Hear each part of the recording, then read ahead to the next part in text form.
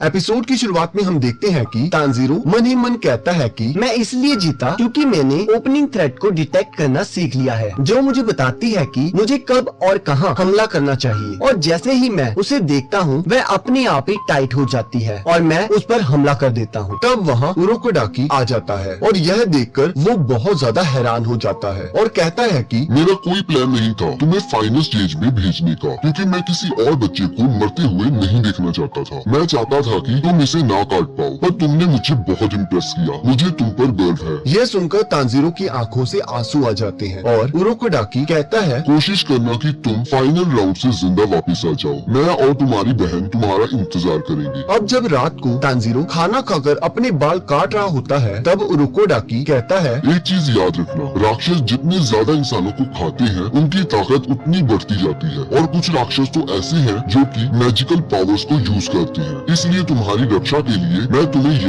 Wording mask देता हूँ जिस पर प्रोटेक्शन मैजिक किया हुआ है। अब सुबह तांजीरो अपनी बहन से मिलकर जब वहाँ से जाने लगता है, तो वह उरोकोडाकी से विदा लेता है और जाते हुए कहता है साबितो और मकोमो को मेरी तरफ से हेलो कहना। पर ये सुनकर उरोकोडाकी काफी हैरान हो जाता है और सोचता है कि तांजीरो को उन दोनों मरे हुए बच्चों के नाम कैसे पता है। अब शाम तक तांजीरो फाइनल राउंड के लिए पहुंच जाता है, जहां और भी काफी लोग आए होते हैं। तब वहां पर दो लड़कियां उन्हें बताती हैं कि रात होते ही आपका फाइनल राउंड स्टार्ट हो जाएगा। यहाँ माउंट फूजी के सामने पर बहुत सारे राक्षसों को विस्टेरिया ब्लूम्स की मदद से कैद करके रखा हुआ है, जिसे राक्षस बहुत नापसंद करते हैं, और आप सबको 7 दिनों तक इन सब से बच के रहना पड़ेगा। इसी के साथ फाइनल राउंड स्टार्ट हो जाता है और सभी जंगल की ओर चले जाते हैं। तब तांजीरो मन ही मन सोचता है कि मुझे बस रात में इनसे बच के रहना है, क्योंकि सुबह होते ही ये अपने आप ही जल के मर जाएंगे। इतने में तांजीरो को एक राक्षस की गंध आती है और वो उसे ढूंढने लगता है और अचानक से वे राक्षस उस पे हमला कर देता है, पर तांजीरो अपनी फुर्ती दिखाते हुए वहाँ से हट जाता है। और यहाँ हम देखते हैं कि दो राक्षस आपस में लड़ना शुरू कर देते हैं कि मैं इसे खाऊंगा, मैं इसे खाऊंगा, और ये दोनों तांजीरो पर हमला कर देते हैं। और तांजीरो अपनी स्पेशल तलवार से उनके सिर धड़ से अलग कर देता है और हम देखते हैं कि वह राक्षस राख बन जाते हैं। अब हमें दिखाया जाता है कि ये तलवार उसे उरोकोडाकी ने दी थी और उन्होंने बताया था कि ये तलवार स्पेशल स्टील से बनी है, जो कि सूरज की रोशनी को अपने अंदर समा लेती है, और यही तलवार राक्षसों को पूरी तरह खत्म कर सकती है, जिसका नाम है निथिरिन स्वॉर्ड। और राक्षसों का सबसे कमजोर अंग उनका गला होता है। अब तांजीरो को एक लड़के के चीखने की आवाज आती है और जब वो वहाँ पहुँचता है तो वो एक बहुत बड़ी राक्षस को देखता है, जिसे देखकर उसके होश उड़ जाते हैं। और हम देखते हैं कि उस राक्षस के हाथ में एक लड़के की लाश होती है, जिसे वो पूरा का पूरा निगल जाता है, और जैसे ही वह उस लड़के को खाता है वो